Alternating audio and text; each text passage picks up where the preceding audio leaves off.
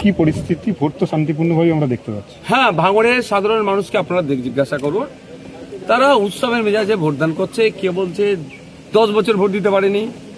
Hatishala Sarojini high মাদ্রাসার ওখানে যে ক্যাম্প মানে পোলিং স্টেশন আছে, বলে 15 বছর পরে ভোট দিচ্ছি। আমি বলেছিলাম ভাঙড়ের মানুষকে যে আমি অন্তত ভোটদানের সুষ্ঠু ব্যবস্থা করে দেবো, আপনাদের যেখানে ইচ্ছা ভোট দেবেন। এই যে ভোট চুরি হ্যানত্যান, এটাকে বাঁচানোর চেষ্টা করবো। তাই জন্য বারবার নির্বাচন কমিশনের দ্বারস্থ হয়েছে। আমি এখন পর্যন্ত নির্বাচন কমিশনকে ধন্যবাদ জানাবো, ভাঙড় ডিভিশনের ক্যালকাটা পুলিশে যারা কর্তারা আছে তাদেরকে ধন্যবাদ জানাবো। একটা দুটো জায়গা ছাড়া সেন্ট্রাল ফোর্সও যথেষ্ট তারা অ্যাক্টিভ, তাদেরকে ধন্যবাদ জানাবো। ভাঙড়ের সাধারণ মানুষকে ধন্যবাদ জানাবো, তারা শান্তিপূর্ণ ভোট করার জন্য যে প্রতিজ্ঞা নিয়েছিল তারা করছে। এবং ভাঙড়ের তৃণমূলের একটা অংশ যারা সত্যিকার অর্থে এই শান্তিপূর্ণ ভোটের সাথে তারা সহযোগিতা করছে, এবং আইএসএফের নেতৃত্ব সবাইকে আমি ধন্যবাদ জানাবো যে ভাঙড় আজকে একটা উচ্চ মাত্রায় যাচ্ছে। আমি অনুরোধ করবো সন্ধ্যে 6টা পর্যন্ত এইভাবে সবাই কন্টিনিউ করুন।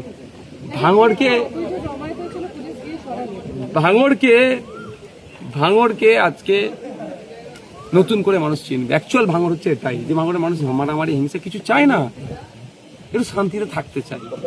কিন্তু কিছু রাজনৈতিক কারবারিরা এটাকে ভাঙড়ের মানুষকে কলুষিত করার চেষ্টা করে। আজকে প্রমাণ, আমি যারা এখানে সেক্টর অফিসার যারা এসেছেন, first pulling officer, second pulling officer, অনেক ক্ষেত্রে আমি আনঅফিসিয়ালি তাদেরকে একজনকে জিজ্ঞাসা করলাম কেমন লাগলো, বলে যেটা শুনেছিলাম তার ঠিক উল্টো তো।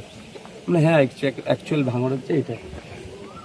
আপনার তো আরো প্রার্থী বিভিন্ন কেন্দ্রে রয়েছে আপনার দলের, সেই সব কেন্দ্র থেকে কি খবর আসছে, কোথায় কি? আমার এজেন্ট তো সব 304টে বুথি এজেন্ট আছে আমার। না, অন্যান্য কেন্দ্রে আপনার প্রার্থীদের কি খবর? ক্যানিং পূর্বে একটু ডিস্টার্ব হচ্ছে, মিনাকাতে একটু ডিস্টার্ব করছে, ইভিএম মেশিনের খাম চিহ্নেতে ওরে ফেবিকুইক কাটা লাগিয়ে দিয়েছে।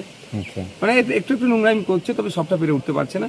বাকি ম্যাক্সিমাম জায়গা থেকে সত্যি কথা বলতে কি খুব ভালো ভোট হচ্ছে, মানুষ ভোট দিচ্ছে। খানাকুলের একটা ঘটনা, খানাকুলে আমাদের এজেন্ট দুটো ঘটনা ঘটেছে। একটা যে এজেন্ট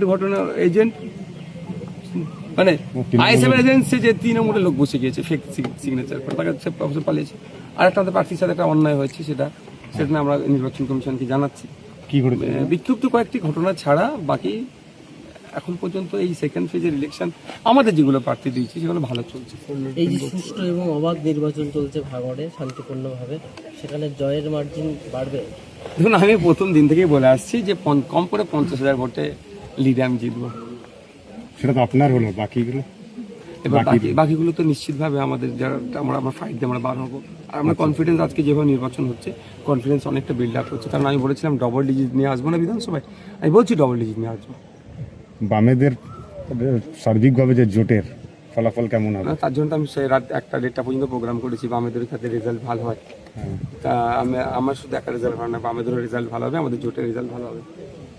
ঠিক আছে, থ্যাংক ইউ।